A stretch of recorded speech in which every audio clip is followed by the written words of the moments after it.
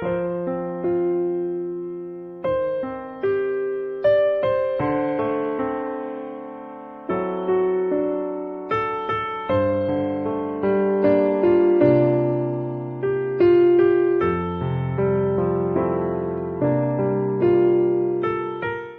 함께 기도하겠습니다. 네, 오늘 기도할 기도의 제목은 우리가 많이 잊어가고 있는 것 같은데요. 러시아와 우크라이나 전쟁 종식을 위해 좀 기도했으면 좋겠습니다. 푸틴의 야심으로 인해 이루어진 전쟁이라 참 안타까운 전쟁입니다. 우크라이나의 불쌍한 국민들이 죽어나가고 있고 또 불쌍한 군인들, 러시아 군인들도 잘못된 지도자의 그러한 선택으로 말미암아 수많은 인명이 피해를 겪고 있습니다. 전쟁 난민들은 오갈 데 없어 참 이러지도 저러지도 못하는 상황에 놓여 있을 것입니다. 우리하고 피부색도 다르고 전혀 다른 민족의 국가지만 그렇지만 사람으로서는 같은 줄로 믿습니다. 우리가 이 시간에 그들을 위해 기도할 때 주님 그들을 불쌍히 여겨주셔서 그들 두 국가 간에 속히 샬롬이 임하게 해달라고 우리 같이 한번 전쟁 종식을 놓고 기도하겠습니다. 하나님 아버지, 이 시간에 러시아와 우크라이나의 전쟁 종식을 위해 기도합니다.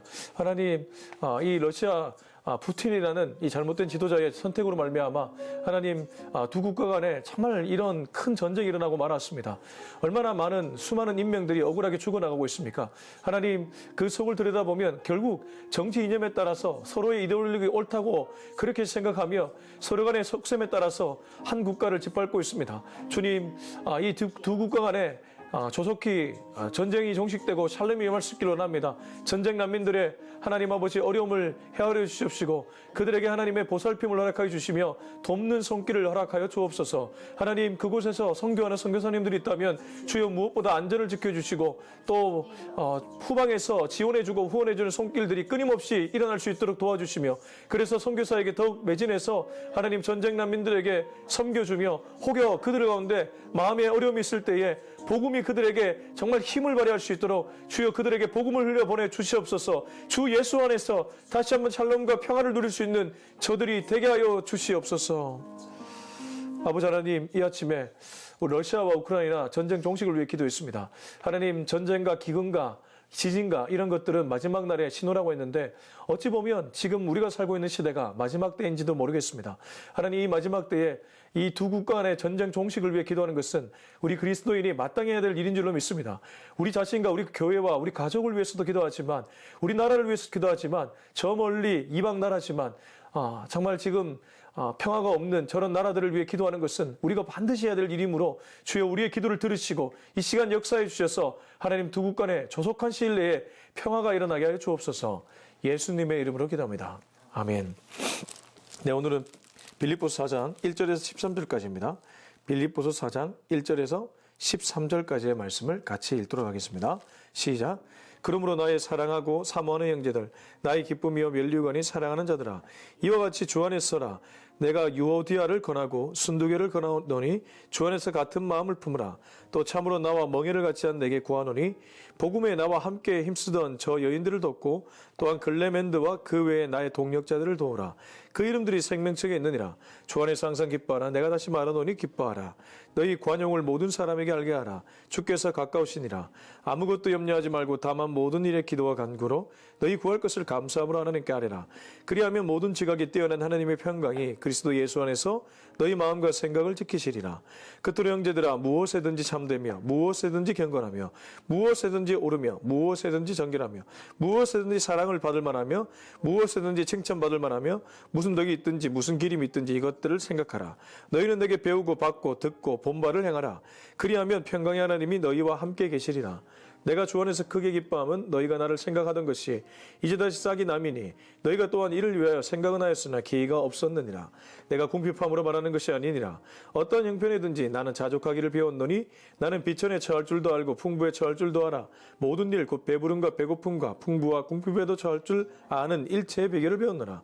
내게 능력 주시는 자 안에서 내가 모든 것을 할 수 있느니라. 아멘.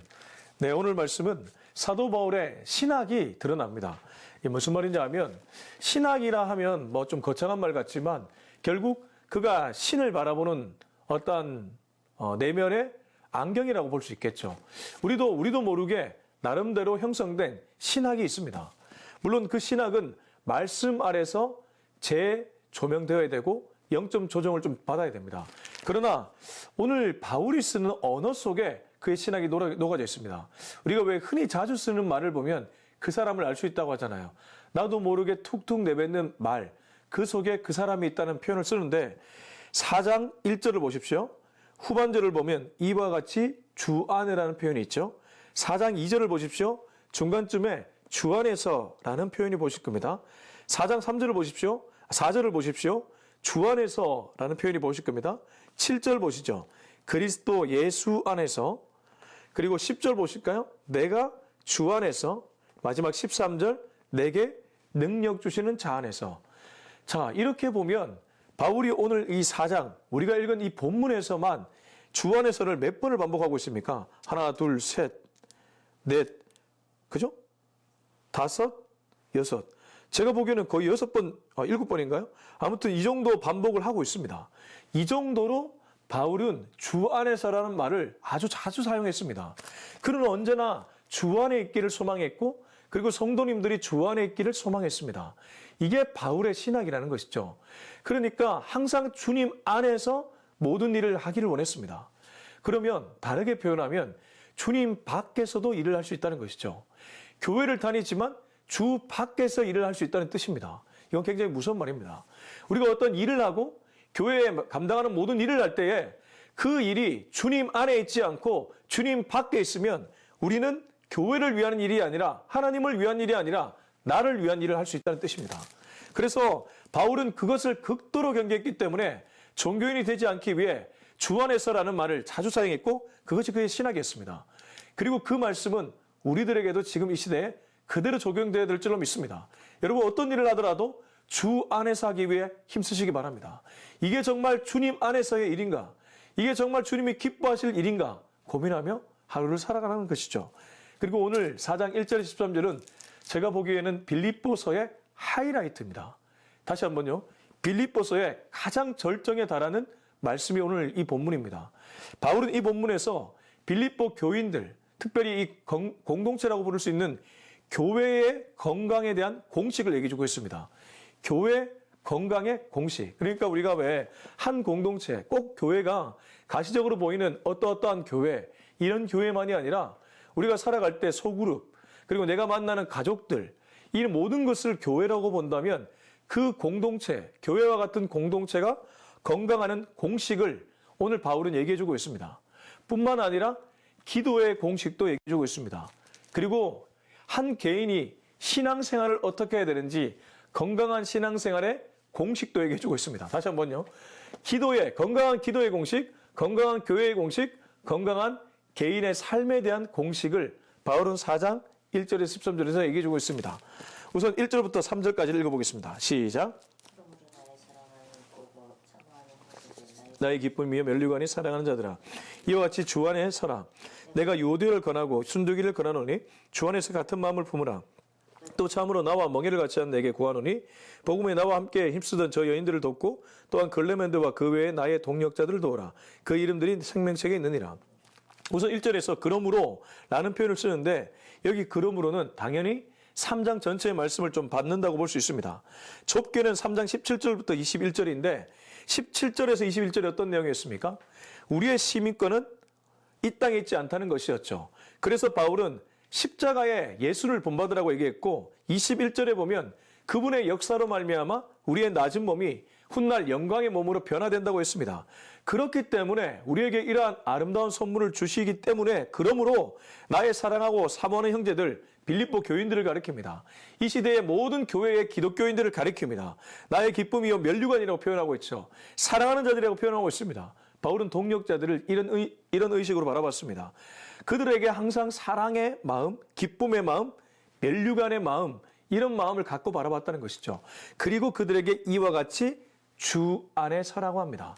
여기 서라는 표현이 굳게 서라는 의미를 좀 갖고 있습니다. 여러분 우리가 신앙생활할 때에 우리의 기준점이 분명해야 됩니다. 말씀 위에 굳게 서고 주님 안에 굳게 서야 될 줄로 믿습니다. 이게 흔들리면 다 흔들립니다. 그래서 바울은 건강한 교회 공식을 우선 말씀, 주님의 말씀 안에 굳게 서라고 표현하고 2절 이렇게 얘기합니다. 내가 유오디아를 권하고 순두개를 권하노니 주 안에서 같은 마음을 품으라. 이 유오디아와 순두개가 빌립보 교회에서 나름 영향력을 미쳤던 여성 리더였습니다. 지금 이 시대로 적용하자면 교회 권사님들입니다. 우리가 왜 교회 생활할 때에 나름 권사님들 중에 그 교회에 영향력을 미치는 분들 있잖아요. 기도를 오래 하고 좀 모범이 되고 11조도 많이 내고 이런 분들이 교회 안에서 입심도 세고 또 나름 파벌도 있습니다. 어떤 교회 가면 그건 부정적인 모습이지만 A 권사님 뒤에 막 집사들이 쫙 달려 있고 B 권사님 뒤에 집사들이 쫙 달려 있습니다. 주방에 가면 막 집사님들이 일사불란하게 움직입니다. 때로는 그러한 모습이 교회에 일을 할 때에 좀 편안하게 일이 진행될 수 있도록 도와주기도 하지만 그러나 그분들이 마음이 심사가 꼬여버리면 오히려 굉장히 교회 공동체가 분열이 될 수 있는 위험도 있는 것이죠. 그런 관점으로 보면 유오디아와 순두개가 딱 그러했습니다. 이들이 빌립보 교회에서 미치는 영향력이 대단했는데 문제는 이들이 서로 경쟁심이 붙어가지고 서로 하나가 되지 못했던 거예요. 그래서 바울이 빌립보서 1장 1절에서 보면 감독들, 집사들 이렇게 구별해서 표현했던 이유는 빌립보 교회가 너무 좋은 교회이나 영향력이 센 사람들이 서로 합해지지 못하고 약간의 분열의 모습을 띄었기 때문에 바울은 그것을 의식하고 감옥에서 그 얘기를 했던 것입니다. 그래서 2절에 보면 내가 유오디아를 건면한다. 순두개를 건면한다. 주 안에서 같은 마음을 품으라. 제가 어제 말씀을 준비하다가 이 같은 마음을 품으라는 것을 좀 주석서를 보고 또 원문을 살펴보니까 이건 그냥 서로 같은 생각을 한다 정도가 아닙니다. 죽기까지 서로 맞추기 위해 애를 쓰는 것을 얘기합니다. 신학 용어 중에 이런 것이 있습니다. 예수님이 이 땅에 오신 성육신 사건을 낮추시고 맞추셨다고 표현합니다. 두 가지가 함께 있다는 거예요. 예수님이 이 땅에 오신 성육신 사건을 하늘 보좌에 계신 그분이 인간의 몸으로 입은 이 사건을 낮추셨다. 그건 정말 맞는 말씀이죠. 원래 그분은 높고 높으신 분이잖아요. 우리와 비할 수 없는 분인데 그분이 낮추셨다. 뿐만 아니라 낮출 뿐만 아니라 맞추어 주셨다고 합니다. 왜 우리가 예전에 아이들 눈높이 교육 이런 표현 쓰지 않습니까? 그것처럼 원래 하나님의 언어와 인간의 언어가 다른데 하나님이 인간의 언어를 선택해서 맞추어 주셨다는 거예요. 이 말씀에 그대로 적용하면 우리와 누구가 관계를 맺을 때 내가 뭔가 맞아 보이고 옳아 보일지라도 예수님의 방식을 선택해서 낮추고 맞추어 주는 은혜가 우리 모두에게 있기를 소망합니다. 이게 같은 마음을 품는 일입니다. 그냥 생각 정도가 아니라 방향 정도가 아니라 어떤 일을 하면서 무언가 뒤틀리고 맞지 않고 분열의 양상이 보일 때 낮추고 맞추신 하나님을 떠올리는 것입니다. 낮추고 맞추신 예수님을 떠올리는 것입니다. 예수님의 성육신을 떠올리는 것입니다. 그래서 이 같은 마음을 품으라는 것은 우리에게 예수님의 성육신을 떠올리게 만들고 그게 건강한 교회로 가는 지름길입니다. 여러분 혹시 가족 안에 분열이 있습니까? 교회 안에 분열이 있습니까? 또 우리가 딛고 있는 어떤 직장에서 분열이 있습니까? 낮추고 맞추기 위해 애써 보십시오. 그러다 보면 자연스럽게 무언가 풀려가는 것을 경험하게 될 것입니다. 유오디아 순두개 똑똑했습니다. 그러나 그들이 더 성숙하려면 예수님의 성육신에 가까워져야 된다는 것을 바울은 알았던 것이죠. 그래서 4장 1절에서 주 안에 서라고 했던 것입니다. 자, 3절입니다. 또 참으로 나와 멍에를 같이 한 내게 구하노니 여기 내게는 한 개인을 가리키지 않습니다. 여기 내게는 빌립보 교인 전체를 가리킵니다. 또 참으로 나와 멍에를 같이 한 너희 빌립보 교회에게 내가 간절히 구하노니 복음에 나와 함께 힘쓰던 저 여인들 유오디아와 순두개를 돕고 또한 글레멘드와 그 외에 나의 동력자들을 도우라. 그 이름들이 생명책에 있느니라. 건강한 교회 공식 중에 하나가 돕는 사람들이 많다는 것이죠. 첫 번째는 주님 안에 서는 사람들, 두 번째는 같은 마음 성육신의 은혜를 따라 살아가는 사람들, 세 번째는 돕는 사람들이 많다는 것. 이게 건강한 교회 공식입니다. 여러분 누군가를 돕기 위해 애쓰고 있습니까? 여러분은 교회가 되기 위해 애쓰고 있는 것과 다름없습니다. 그러나 누군가를 돕지 않고 나를 위해 살고 있습니까? 그건 교회가 되지 않는 모습입니다. 바울은 멍에를 같이 한 빌립보 교인들이 함께 일하는 자들을 위해 돕기를 원했습니다. 그리고 그 이름들이 생명책에 있다고 아주 자신 있게 얘기하고 있죠. 자, 4절 5절 읽어보겠습니다. 4절 5절 시작. 너희 간역을 모든 사람에게 알게 하라. 주께서 가까우시니라. 자, 이 말씀은 앞의 말씀에 조금 다른 버전이죠. 주 안에서 항상 기뻐하라. 내가 다시 말하노니 너희 기뻐하라. 본인이 동역자들을 바라볼 때 1절을 보면 사랑하고 사모하는 형제들 나의 기쁨 면류관 이런 표현을 쓴 것처럼 너희도 나를 본받아 항상 기뻐하기를 원한다. 근데 이 기쁨이라는 것이 사실 감정에 많이 이렇게 휘둘리기 때문에 우리가 이 말을 알고는 있지만 참 기뻐하기가 힘듭니다. 나중에 이 개인의 삶의 건강한 공식 그 부분을 다룰 때 이 말씀을 함께 나누도록 하겠습니다. 우선 이걸 제쳐두고 5절을 먼저 보시면 너희 관용을 모든 사람에게 알게 하라 주께서 가까우시니라. 다시 말하면 이건 2절의 말씀과 깊은 연관이 있죠. 내가 옳다고 고집하지 말고 같은 마음을 품고 교회의 건강함을 위해서 너희의 관용을 좀 베풀어라. 이 얘기를 하고 있습니다. 자, 이제 넘어가서 기도의 공식으로 갑니다. 우리 6절, 7절 가장 중요한 우리 한국교회 모든 성도님들이 궁금해하는 기도의 공식이 있습니다. 6절, 7절 같이 읽겠습니다. 시작. 아무것도 염려하지 말고 다만 모든 일에 기도와 간구로 너희 구할 것을 감사함으로 하나님께 아뢰라. 그리하면 모든 지각에 뛰어난 하나님의 평강이 그리스도 예수 안에서 너희 마음과 생각을 지키시리라. 자, 저는 이 말씀을 읽을 때마다 떠오르는 한 분이 있습니다. 제게 영향을 주셨던 분인데요.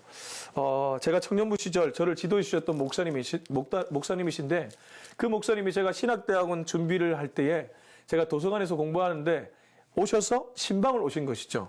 도서관에 공부하는데 신방을 오셔가지고 잠깐 밑으로 내려오라고 하셔서 이 말씀을 저한테 읽어주시고 기도했던 그 날을 저는 아직도 기억하고 있습니다. 제가 신대원 입시를 늦게 준비했습니다. 제가 총신대 신학대학원을 나왔는데 총신대 신학대학원이 제가 입시할 때만 해도 그래도 한 4.5대 1좀 됐습니다. 경쟁률이 그렇게 좀 셌던 것이죠. 근데 저는 입시를 얼마 남겨두지 않고 입시에 돌입했습니다. 그러니까 보통 한 1년 정도 준비를 하는데 저는 그런 시간을 가지지 못했던 것이죠. 그래서 굉장히 마음이 초조하고 불안했습니다. 그때 그 목사님이 오셔서 이 말씀 아무것도 염려하지 말고 다만 모든 일에 기도와 간구로 네 구할 것을 감사함으로 하나님께 아뢰라. 그리하면 모든 지각에 뛰어나신 하나님의 평강이 그리스도 예수 안에서 너희 마음과 생각을 지키시리라. 저는 그날 이 말씀을 아멘으로 받았습니다. 그리고 이 말씀처럼 그날 이후로 제 마음은 평안해졌습니다. 여러분, 기도의 공식이 무엇입니까? 기도의 공식 첫 번째는 우선 염려하지 않는 것입니다. 여러분, 기도하는 순간 이미 염려는 떠나가는 것입니다. 왜 염려를 하십니까? 염려를 한다는 것은 기도의 자리에서조차 마귀의 종노릇 하는 것입니다. 기도는 하나님께 접속되는 현장입니다. 하나님은 평강의 하나님입니다. 오늘 말씀 보십시오. 7절 보시면 모든 지각에 하나님의 뛰어난 평강, 이 평강이 바로 기도의 자리에서 일어나는 줄로 믿습니다. 기도의 자리에 나왔다면 염려를 떨쳐버리시기 바랍니다. 기도하는 사람은 염려가 없습니다. 이게 공식입니다. 그래서 아무것도 염려하지 말라고 먼저 나오고 있습니다. 그리고 모든 일에 기도와 간구로 작은 일도 하나님께 기도로 나아가라는 것입니다. 우리가 마주치는 모든 일을 기도의 자리에 나와 부르짖으라는 것이죠. 그게 기도의 공식 두 번째입니다. 염려하지 않고 아주 작은 것까지도 기도의 자리에 나와 구하라. 그리고 감사함으로 아뢰라고 합니다. 이 감사는 이미 믿음으로 하나님이 받으신 줄 알고 미리 감사하라는 것이죠. 우리가 기도의 자리에 나와서 이게 응답될까 응답되지 않을까 그렇게 고민하고 고민했던 것들 있죠. 여러분, 뒤돌아서면 어떻습니까? 하나님 다 응답하셨죠. 그렇기 때문에 미리 감사하는 것이죠. 그래서 저는 교회 헌금 중에 감사헌금을 굉장히 저는 중요하게 여깁니다. 왜 그러냐 하면 감사라는 것은 이미 신앙의 고백이기 때문입니다. 미래에 일어날 일을 당겨서 감사하는 분들의 신앙 고백, 저는 그게 감사인 줄로 믿습니다. 지난해 과거의 시절에 베풀었던 은혜에 감사하는 것도 있지만 미리 이렇게 될 줄 믿고 감사하는 신앙 고백도 그 감사헌금에 담겨 있기 때문에 그건 우리들의 신앙입니다. 그렇기 때문에 저는 그 헌금을 되게 중요하게 여기는데, 근데 오늘 기도의 공식의 세 번째, 감사가 나오고 있습니다. 그러면 어떻게 하나님이 역사하십니까? 그리하면 모든 지각이 뛰어난 하나님의 평강이 그리스도 예수 안에서 너희 마음과 생각을 지키시리라. 기도의 공식, 기도의 결과는 항상 샬롬입니다. 하나님의 평강이 예수 안에서 우리의 생각과 마음을 지켜주시는 것, 이게 바로 샬롬이기 때문입니다. 그래서 기도하는 자가 받는 열매, 기도와의 응답은 샬롬입니다. 우리가 어떤 기도는 하나님이 들으시고 어떤 기도는 안 들으실까? 때로 헷갈리는 게 있지 않습니까? 내 마음에 샬롬이 맺다면 여러분 그 기도는 하나님이 받으신 줄로 믿으시기 바랍니다. 내 마음에 샬롬이 있다면, 평강이 있다면 이미 그 기도는 응답되었고 하나님이 원하시는 기도를 했다는 뜻이기도 합니다. 자, 이제 8절 9절을 읽겠습니다. 8절 9절 시작. 그토록 형제들아 무엇이든지 참되며 무엇이든지 경건하며 무엇이든지 오르며 무엇이든지 정결하며 무엇이든지 사랑받을 만하며 무엇이든지 칭찬받을 만하며 무슨 덕이 있든지 무슨 기림이 있든지 이것들을 생각하라. 너희는 내게 배우고 받고 듣고 본바를 행하라. 그리하면 평강의 하나님이 너희와 함께 계시리라. 자, 요 말씀은 잠깐 기도의 공식에서 벗어나 앞에 우리가 나누었던 건강한 교회, 건강한 공동체에 대한 얘기인데 저는 이 8절이 좀 사실 마음에 썩 들지 않았습니다. 하나님의 말씀인데도 마음에 들지 않았습니다. 왜 그러냐 하면 형제들아 무슨 일이든 참되게 하며 무슨 일이든 경건하며 무슨 일이든 오르며 제가 그래서 이거 읽는데 좀 질리더라고요. 와, 바울은 어떻게 이렇게 완벽한 삶을 살려고 했을까? 무슨 일이든지 칭찬받을 만하게 하며 무슨 덕이 있든지 무슨 기름이 있든지 이것을 생각하라. 이러니까 제가 바울이 한편으로는 너무 좋으면서도 한편으로는 너무 멀게 느껴지는 거예요. 저만 그렇습니까? 아마 여러분들도 그러실 겁니다. 바울 서신을 읽으면 바울이 대단하다는 느낌을 받으면서 본받고 싶을 때도 있지만 한편으로는 내 지금 영적 상태와 너무 거리가 멀어 보일 때가 있습니다. 그런데 그런 나를 알았던지 바울이 9절에서 이렇게 얘기합니다. 너희는 내게 배우고 받고 듣고 본바를 행하라. 그리하면 평강의 하나님이 너희와 함께 계시리라. 이것들을 생각하면서 살되 내가 너희들이 이것들이 잘 안 되는 것을 알고 있다. 그렇기 때문에 너희는 내게, 여기 내게는 사실 바울 자신이기도 하지만 바울이 전했던 복음입니다. 그렇게 보면 복음의 말씀을 그대로 행하라는 것이죠. 무엇입니까? 말씀을 기준 삼아 살라는 것입니다. 그래서 건강한 교회 공식 마지막은 말씀입니다. 이 말씀이 그 교회에 살아있으면 그 교회는 건강한 줄로 믿습니다. 그러나 말씀이 살아있지 않으면 그 교회는 건강하지 않습니다. 말씀이 아니라 사람의 목소리가 높고 사람의 경험치가 선포되고 있다면 그 교회는, 그 강단은 건강하지 않습니다. 그러나 언제나 하나님의 말씀이 선포되고 있고 하나님의 말씀이 울려 퍼지고 있으면 그 교회는 작을지라도 이미 건강한 교회가 될 줄로 믿습니다. 하나님은 그 교회를 지금도 찾고 있습니다. 바울은 그래서 그 교회를 되라고 얘기하고 그리하면 한 번 더 7절에서 얘기했던 그리하면이 또 나옵니다. 평강의 하나님이 바로 빌립보 교회 너희들과 함께 할 것이다. 그렇게 말씀을 따라가는 교회, 크고 작은 교회들에게는 하나님이 반드시 평강으로 보상해 줄 것이다. 이렇게 약속하고 있습니다. 자, 이제 10절부터 13절은 개인의 삶의 공식입니다. 건강한 개인의 신앙의 삶의 공식 우리 읽고 마무리했으면 좋겠습니다. 10절부터 13절 시작. 싹이나미니 너희가 또한 나를 이를 위하여 생각은 하였으나 기회가 없었느니라. 내가 궁핍함으로 말하는 것이 아니니라. 어떤 형편이든지 나는 자족하기를 배웠노니 나는 비천에도 처할 줄 알고 풍부에 처할 줄도 알아. 모든 일 곧 배부름과 배고픔과 풍부와 궁핍에도 처할 줄 아는 일체의 비결을 배웠노라. 내게 능력 주신 자 안에서 내가 모든 것을 할 수 있느니라. 자, 이 말씀 많은 분들이 애송하는 구절이죠. 특별히 13절 내게 능력 주시는 자 안에서 내가 모든 것을 할 수 있느니라. 옛날 우리 7, 80년대 어르신들이 할 수 있다, 하면 된다 막 이런 것처럼 내게 능력 주신 자 안에서 내가 모든 것을 할 수 있다. 그러나 이 말씀은 나온 배경이 있습니다. 그리고 이 말씀은 개인의 신앙의 경건함, 건강함을 알려주는 공식 중에 들어있는 말씀입니다. 우선 이 말씀을 11절에서 풀어내야 되는데 11절을 보시면 내가 궁핍함으로 말하는 것이 아니냐. 지금 옥에 갇혀있는 이 상태라서 내가 궁핍하기 때문에 궁색한 변명으로 이 말을 하는 것이 아니다. 나는 어떠한 형편에 처하든지 자족을 배웠다. 제가 보니까 개인 신앙생활에서 가장 중요한 가치가 자족인 줄로 저는 생각합니다. 바울은 자족을 배웠기 때문에 오늘 내게 능력 주시는 자 안에서 내가 모든 것을 할 수 있다는 고백을 하게 된 것입니다. 그가 대단한 일을 하게 된 것이 아니고 나는 자족을 배웠기 때문에 가난해도 할 수 있고 부해도 할 수 있다. 그런 고백을 하게 된 것입니다. 여러분, 자족이 얼마나 어려운 가치인지 어느 정도 인생을 사신 분들은 압니다. 생각보다 인생은 만족이 없습니다. 이걸 하면 이게 비어 보이고 저걸 하면 이게 비어 보입니다. 자식도 이렇게 키우다 보면 저게 없어 보이고 그래서 이걸 더 해주고 싶고 부모 욕심 끝이 없습니다. 자기 직업, 자기 직장, 자기 기업 욕심이 끝이 없습니다. 그래서 이 자족이라는 것은 정말 신앙적 가치입니다. 그리고 개인의 경건에서 가장 중요한 가치입니다. 바울은 그래서 그 얘기를 하고 있습니다. 내가 주 안에서 10절 내가 주 안에서 크게 기뻐하면 너희가 나를 생각하던 것이 이제 다시 싹이 남이니 너희가 또한 이를 위하여 생각은 하였으나 기회가 없었느니라. 이건 뭐 바울 개인적인 얘기를 하고 있는 것이고 내가 궁핍하기 때문에 말하는 것이 아니니라. 어떠한 형편이든지 나는 자족을 배웠다. 나는 신앙의 궁극의 가치, 개인의 경건한 생활에서 가장 중요한 자족을 배웠다. 그렇기 때문에 나는 비천에도 처할 줄 알고 풍부에도 처할 줄도 알아. 모든 일 곧 배부름과 배고픔과 풍부와 풍부에도 처할 줄 아는 일체의 비결을 배웠다. 바울이 신앙생활하면서 복음 전도자 생활을 하면서 어떻게 하면 지혜롭고 슬기롭게 신앙생활을 했는지를 배웠는데 그 배움의 핵심이 자족이었던 것입니다. 그래서 여러분 개인 신앙생활, 건강한 개인의 신앙생활의 공식은 딱 하나입니다. 자족입니다. 만족입니다. 주님 안에서의 만족입니다. 그게 있으면 그 사람은 평생 행복한 신앙생활, 건강한 신앙생활 할 수 있는 줄로 믿습니다. 그러나 그것이 없으면 무언가를 하고 성경 공부를 하고 예배를 열심히 드려도 행복하지 않고 건강하지 않을 수 있습니다. 주님 앞에서 자족을 평생 구할 수 있는 저와 여러분이 될 수 있길 예수님의 이름으로 축원합니다. 기도하겠습니다.